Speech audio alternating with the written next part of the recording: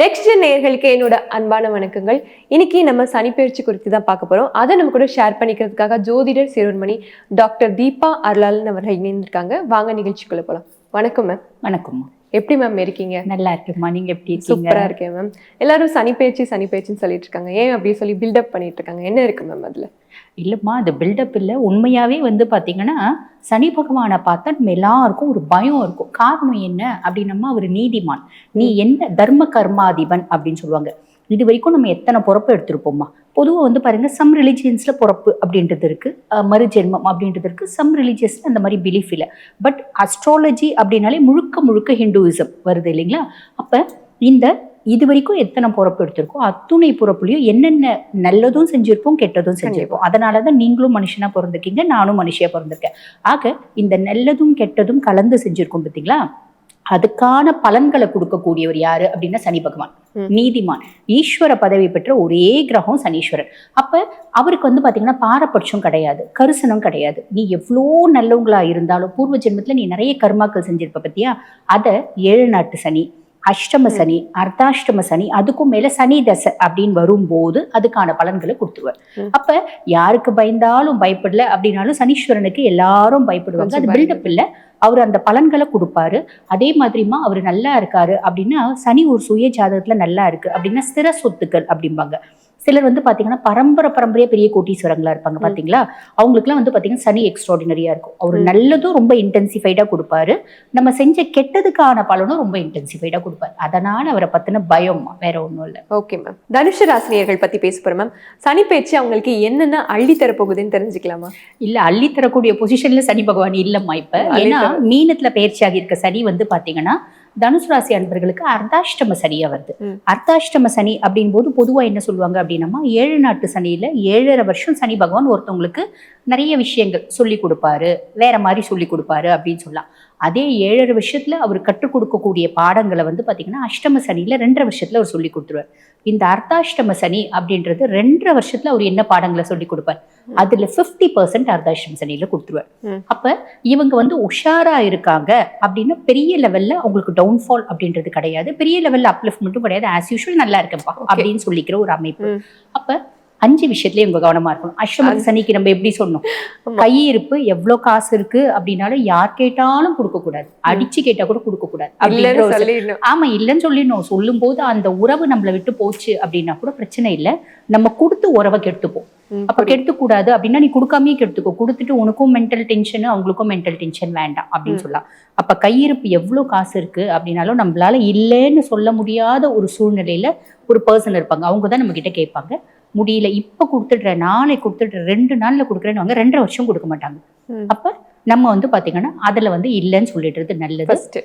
ஆமா, நீ வேற எங்கன்னா கடன் வாங்கிக்கோ, எதுவும் என்னால முடிஞ்சது ஒரு 1000 ரூபாய், ஒரு 10,000 ரூபாய் திருப்பி வரும்னு எதிர்பார்க்காத அளவு அமௌண்ட் நீங்க கொடுக்கலாம்.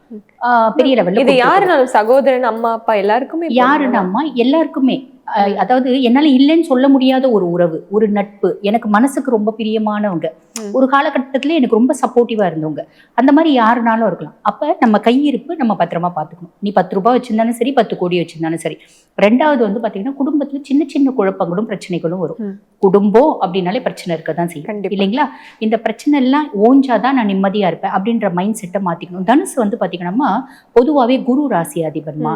தனுசு எப்பயுமே யார் கூடனா ஒருத்த கூட டிராவல் பண்ணும். ஒண்ணு அம்மா, அப்பா, அண்ணன், தம்பி, இல்லைன்னா ஃப்ரெண்ட்ஸு, இல்லைன்னா இறைவன், இல்லைன்னா மனசாட்சி, இப்படி டிராவல் பண்ணக்கூடிய ஒருத்தர் கூட இருந்துட்டே இருப்பாங்க. ஆமா, அவங்க யாருக்குன்னா ஒருத்தர் கூட டிராவல் பண்ணிட்டே இருப்பாங்க. 12 ராசிகள்லயும் அதிகப்படியான இறை தேடல், இறையாற்றல் நிறைஞ்ச ராசி எது அப்படின்னா தனுசு ராசி. தனுசுல பிறக்கிறதே ஒரு வரும். இப்ப நம்ம இப்படி சொன்னோம்னு வச்சுக்கோங்க, நிறைய தனுசு ராசி அனுப்பிருப்பவங்க, நாங்க எவ்வளவு பாவம் எங்களுக்கு தெரியும் அப்படின்னு. ஆனா உண்மை என்ன அப்படின்னா தனுசுல பிறக்கிறதே ஒரு வரும். குரு குருதா ராசி அதிபன் அப்படின்றதுனால பூர்வ ஜென்ம புண்ணியம் அப்படின்னு சொல்லலாம். ஸோ இப்படிப்பட்ட பர்சன்ஸ் பாருங்க, ஃபேமிலியில பிரச்சனை இருக்கு அப்படின்னா இதுவும் கடந்து போகும், அமைதியா இருக்கணும். அதே மாதிரி நம்மளோட நெய்பர்ஸோட கொஞ்சம் ஒரு உறவு முறை அப்படின்றது ஒரு கேப் இருக்கும், பரவாயில்ல, அது அவங்களுக்கு ஒரு ஸ்பேஸ் கொடுத்துக்கலாம். ஆஃபீஸ்ல சின்ன சின்ன ப்ரெஷர்ஸ் இருக்கும், நம்மளோட மூளையை நம்மளோட ஹையர் அஃபிஷியல் தின்னுவாங்க, பரவாயில்ல இருந்துட்டு போட்டோம். தனுசு வந்து மத்தவங்களுக்கு ஹெல்ப் பண்றது அவங்களுக்கு ரொம்ப பிடிக்கும். உபயராசி அப்படின்னு சொல்லுவாங்க, மத்தவங்களுக்கு ஹெல்ப் பண்றதுக்காகவே தான் என்னோட பொறப்பு அப்படின்றவங்க. அதே மாதிரி நல்ல ஆசான், யார் என்ன கேட்டாலும் அவங்களுக்கு என்ன தெரியுதோ அதை வந்து பாத்தீங்கன்னா பாரபட்சம் இல்லாம ரொம்ப தெளிவா சொல்லி கொடுக்கக்கூடியவங்க. ஸோ அவங்க வந்து யாரும் வந்து நம்மளோட அறிவை வந்து இது பண்றாங்களே, அட்டைப்பூச்சி மாதிரி நம்மள உரியிறாங்களே அப்படின்லாம் நினைக்க மாட்டாங்க. பட் இருந்தாலும் இந்த காலகட்டம் அவங்களுக்கே கொஞ்சம் ஃப்ரஸ்ட்ரேஷன் வரும். ஆஸ் யூஷுவல் எப்படி அவங்க அமைதியா இருந்தாங்களோ அப்படி அமைதியா இருந்துறது நல்லது. ஆரோக்கியத்துல கவனம் அப்படின்றது வேணுமா. நிறைய தனுசு ராசி அன்பர்களுக்கு எலும்பு சார்ந்த பிரச்சனைகள் வர்றதுக்கு வாய்ப்பு உண்டு. அதே மாதிரி ஆல்ரெடி அவங்களுக்கு என்ன வந்து ஹெல்த் இஷ்யூஸ் இருக்கு, அது கொஞ்சம் ஃபிளக்சுவேட் ஆகிறதுக்கு வாய்ப்பு உண்டு. இந்த 5ல கவனமா இருந்தா போதுமானது அப்படின்னு சொல்லலாம். பொதுவாக தனுசுக்கு லார்ட் ஆஃப் 2 and 3 தன குடும்ப வாக்குஸ்தானத்துக்கும் அவன் தான் அதிபன்.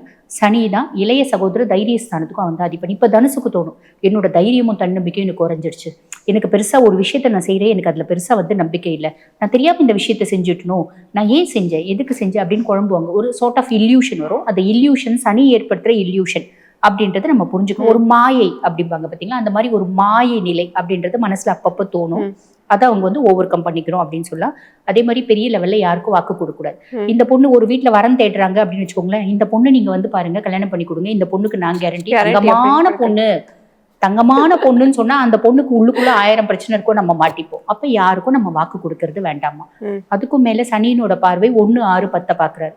நம்மளோட சுயஸ்தானத்தை பாக்குறதுனால நம்மளுக்கு அடிக்கடிக்கு இரிட்டபிலிட்டி அப்படின்னு வரும். என்னடா இது வாழ்க்கை வெட்டேத்தியா இருக்கு, வாழ்க்கையில பெருசா எனக்கு ஒரு மாதிரி போகுது லைஃப், ரொம்ப வந்து லிட்டரலி நான் டவுன் ஆயிட்டேன், அந்த மாதிரி எண்ணங்கள்லாம் தோணும். இது சனி கொடுக்கக்கூடிய விஷயம், நம்ம அதை ஓவர்டேக் பண்ணணும் அப்படின்னா பிரச்சனை இல்லை.